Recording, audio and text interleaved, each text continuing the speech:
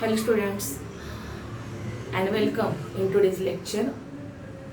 In this lecture from the genetics section, the topic which is very important one, that is the molecular basis of inheritance from the state board, we are now going to discuss here. The same name is given in the NCERT book.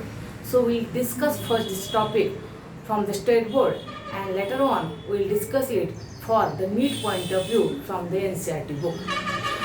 So in this chapter, we are going to discuss some important points like the discovery of the DNA as the genetic material. Then we have to see the structure of DNA and the RNA. Next to it is the protein synthesis, genetic code, human genome projector, lab operon, DNA fingerprinting. So these are the some important points which we are going to discuss in this topic. So the first point that we are now going to discuss is the discovery of the DNA. So first we have to see how this DNA get discovered. In the previous year we have seen some about little information of this DNA.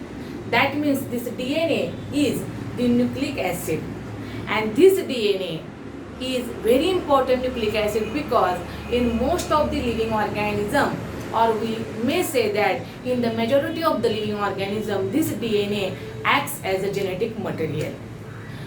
There are some exceptions like few plant viruses in which there is no DNA acts as a genetic material. Instead of that, RNA is a genetic material in that viruses.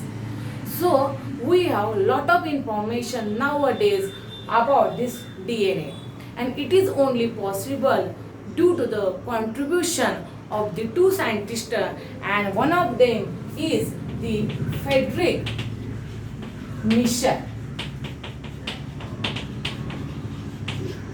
and the other scientist is the Watson and Crick.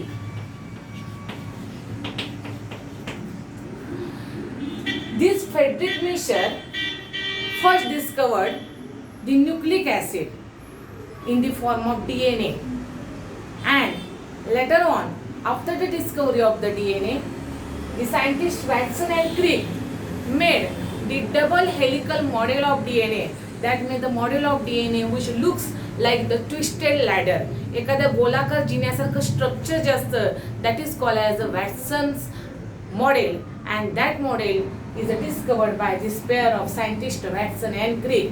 And due to this scientist Friedrich Michel and the Watson and Crick, now we have got lot of information about this DNA.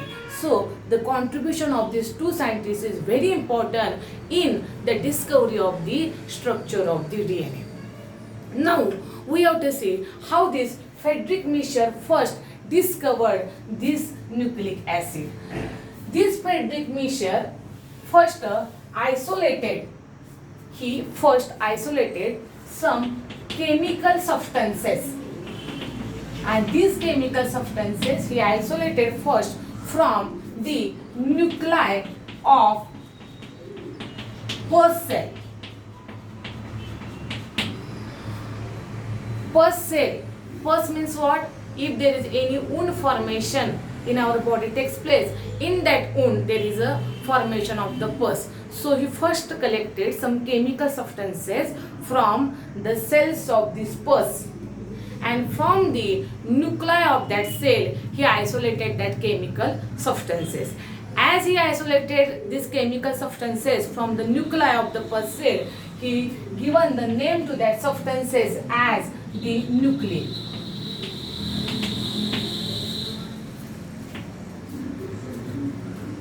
Later on he found that this nuclei which he isolated from the nuclei of the pus cell has high phosphorus component. The chemical composition of that nucleus has high proportion of the phosphorus, as well as he found that these chemical substances has the acidic property. So he gave the name to that nucleic acid because that substances has the acidic property. So so he called it as a nucleic acid. The nucleic acid was first discovered by the scientist Friedrich Michel from the nuclei of the first cell. He gave it name as a nuclein, and as it has the acidic property and high phosphorus content, later on he called it as a nucleic acid. He also found that this nuclein has the two important components. One is that of the protein and another one is that of the DNA. So this nuclein is majority it has two parts. One is the protein and another part is called as the DNA. So this nuclein or this nucleic acid was first discovered by the scientist Friedrich Michel. As we know, these nucleic acids are of two types. One is called as the DNA and another one is called as the RNA. DNA stands for deoxyribonucleic acid and the RNA stands for ribonucleic acid. So this nucleic acid was first discovered by scientist Friedrich Michel. Now we have to see, after the discovery of the DNA, how this DNA acts as a genetic material, and we scientists did number of experiments to prove that DNA acts as a genetic material in most of the organism. So next to discovery of DNA, the another point is that the DNA as the genetic material. Second point is DNA as a genetic material.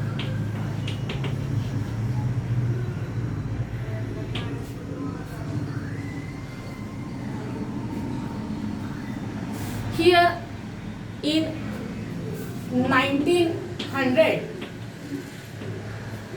the most of the genetics knew that the genes are responsible for inheritance of traits. Most of the genetics thought that the genes are responsible for inheritance of traits. Traits means feature. And what is meant by inheritance, or the meaning of the sentence? Inheritance of trait means the features of the organisms which pass from parent to their offspring.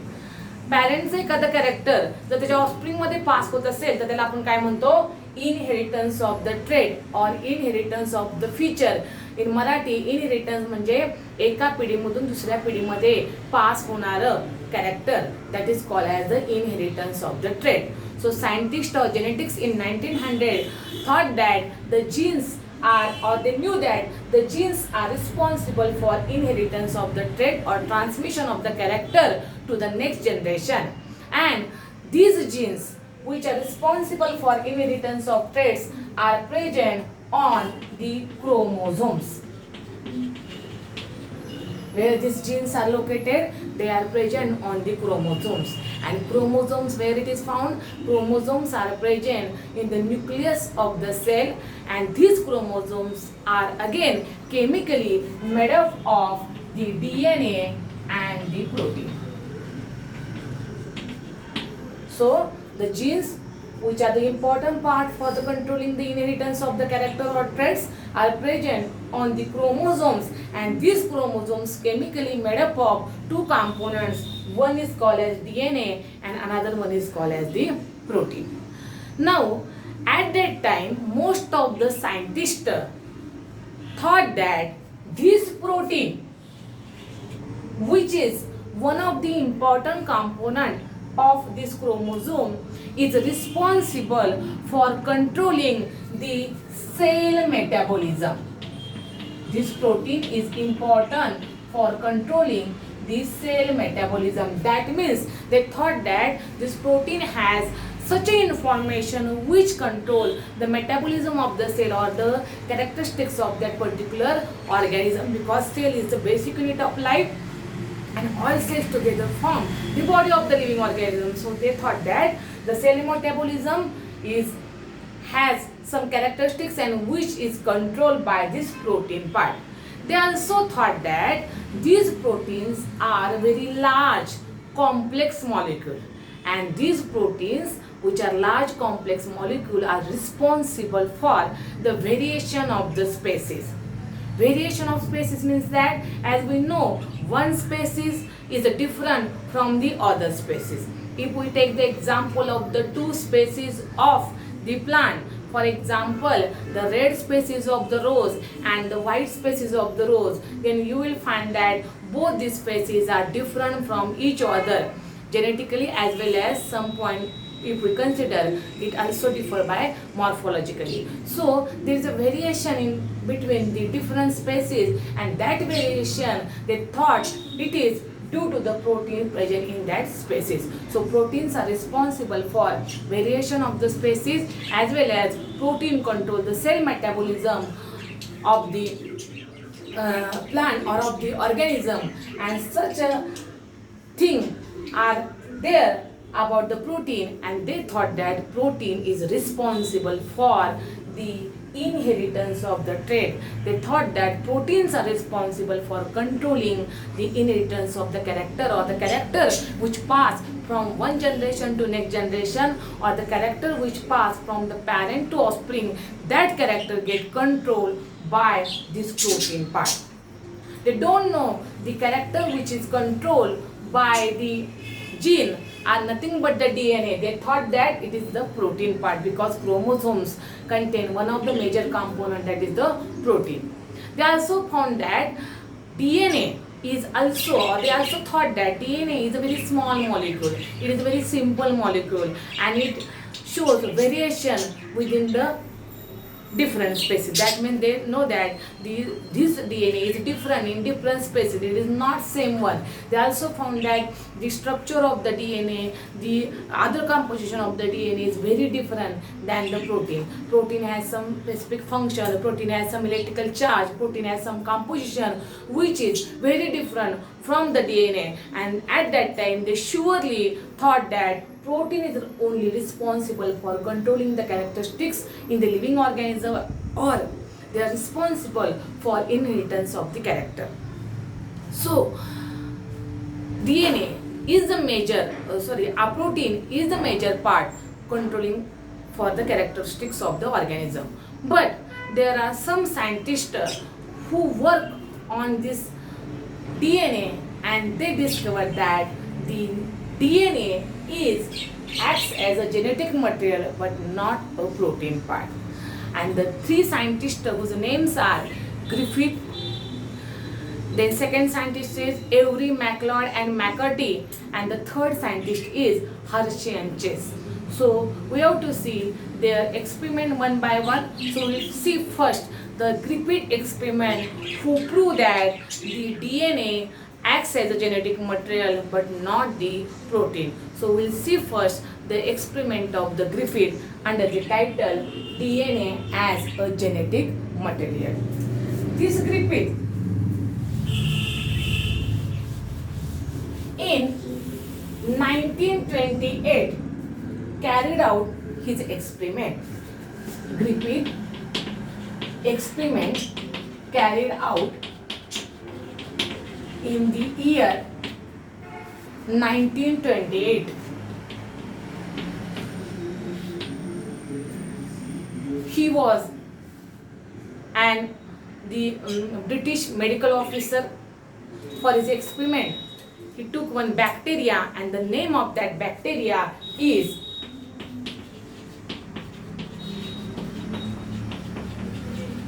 Staphylococcus aureus.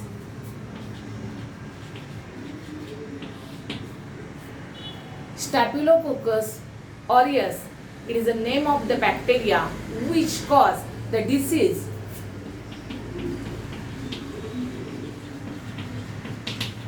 pneumonia in the mammals and in the human being. So Staphylococcus aureus is the name of the bacteria which was used by the Griffith for his experiment, and he found that this bacteria caused the disease pneumonia in the human being and the other mammals. For his experiment, he took two strains or the two varieties of this bacteria, and name of that varieties are, one variety is called as the R strain and the another variety is called as the S strain. It is very important to see here the difference between these two strains, because the whole experiment depends on these strains. So what is meant by R strain and what is meant by S strain? These are the two varieties of the bacteria Staphylococcus aureus. Then R strains means what? It is the virulent,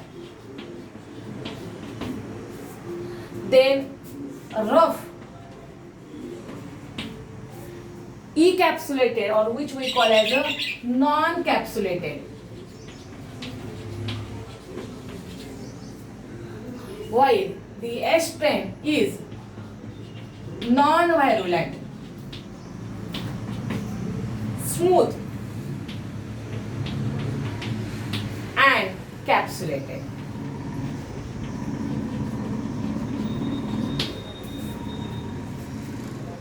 R strain is virulent. Virulent means that strain which cause definitely the disease pneumonia. The disease causing organism is called as a virulent organism, and the disease, those organisms which cannot cause the disease, that we call as a non-virulent. So this is the disease causing organism. See here, these are the one correction is there. These are the non-virulent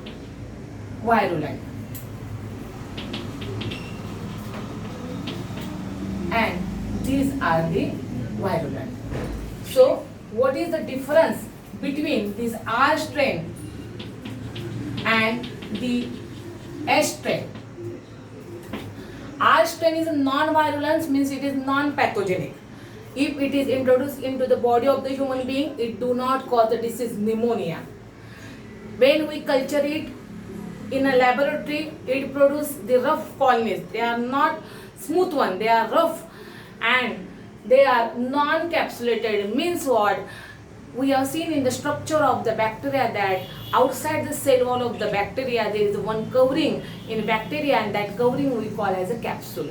If capsule is present outside the cell wall, then that bacteria is called as capsulated bacteria, or when it is capsulated, then it is definitely what? Virulent or pathogenic. When the capsule is absent on the cell wall, then that bacteria is called as non-capsulated or the non-virulent or the non-pathogenic. So these R strain bacteria do not have any capsule outside the cell wall. That's why we call as a non-capsulated. As it do not have the capsule, it do not pathogenic, that is called as a non-virulent. Keep in mind, pathogenic is also called as virulent, non-pathogenic is also called as the non-virulent. So it is non-virulent or non-pathogenic due to the absence of the capsule. Here this S strain is virulent because presence of the capsule which is present around their cell wall. And if we culture this S strain of the bacteria, then they will form the smooth colonies in the laboratory. Okay, this is about the difference between these two varieties which took by this Griffith for his experiment.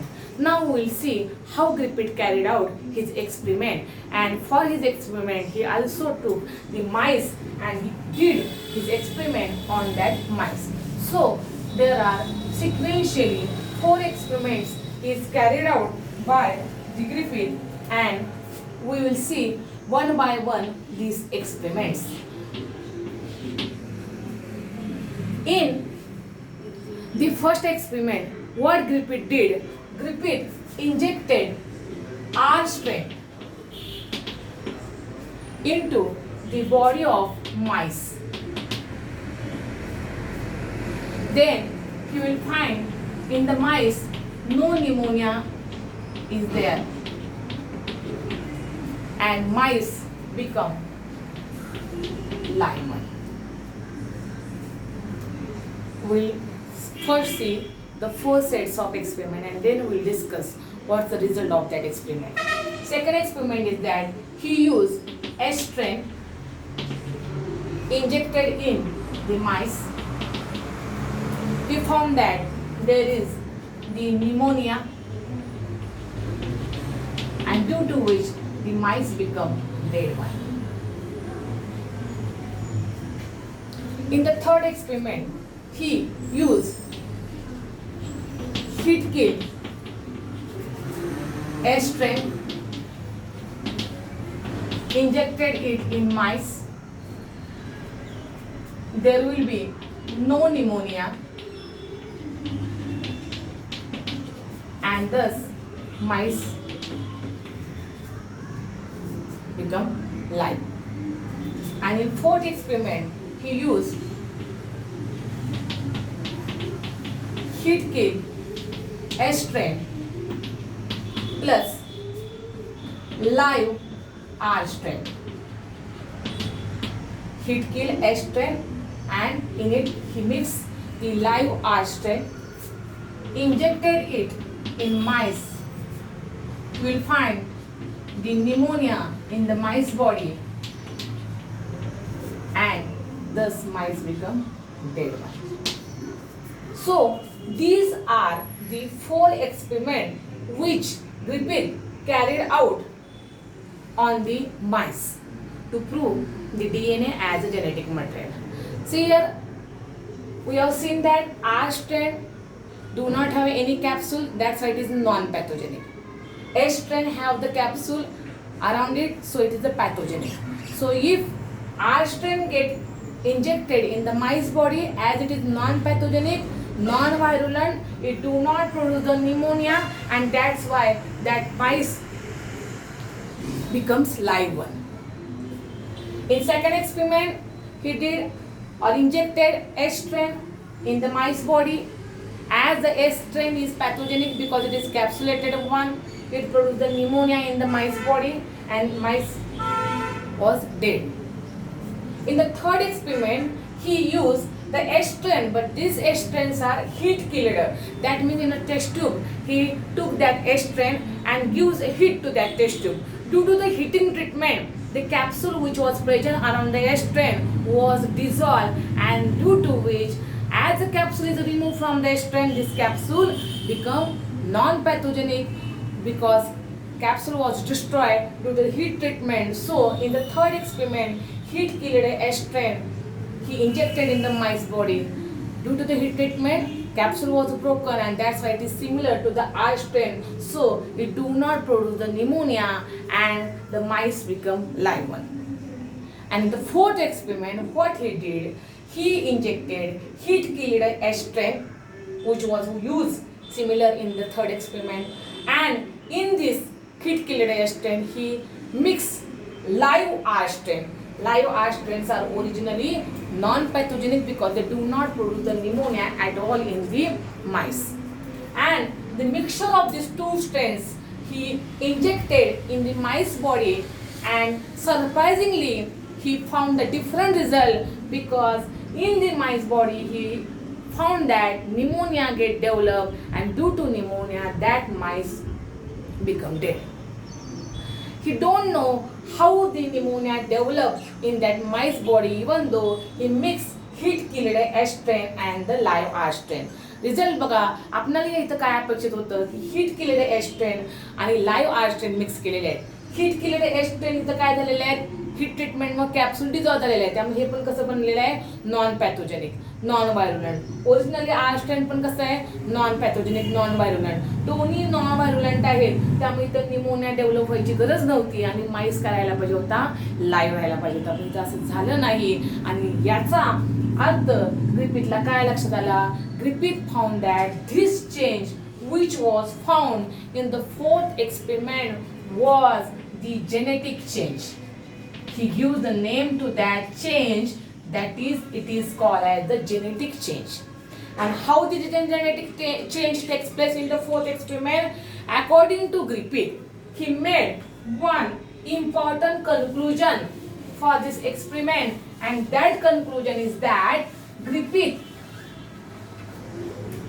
found that in the fourth experiment there is a change, and that change he called as a genetic change. Which conclusion Griffith made for this change? His conclusion is that this conclusion is very important, because this conclusion explains which change occurred in that fourth experiment. See here, he made one conclusion, and that conclusion was that something was, he called it as a transforming principle. Something was, that means transforming principle.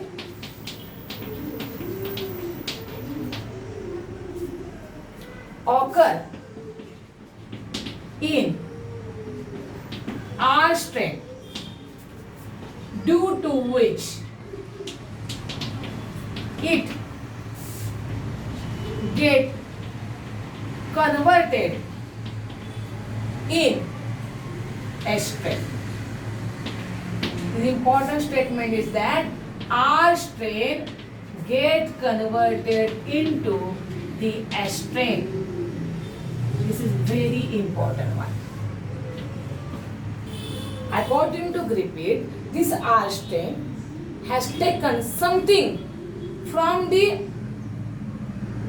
heat killed S strain, which was mixed for the fourth experiment, and due to which the R strain, which is non-pathogenic, this strain has picked up something from the heat killed S strain, and due to which this R strain, which was present in the test tube, all become converted into the S strain in the body of the mice.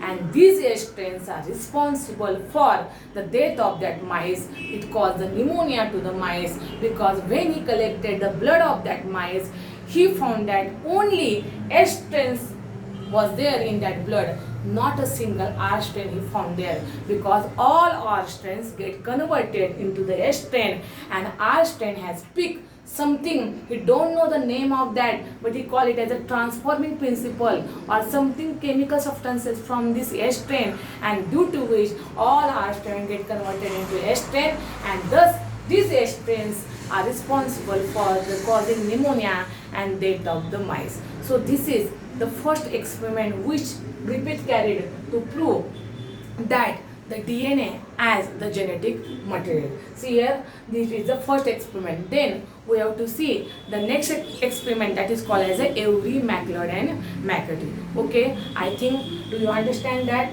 how the Griffith carried out his experiment and how he proved that the R strain get converted into the S strain. Okay, thank you.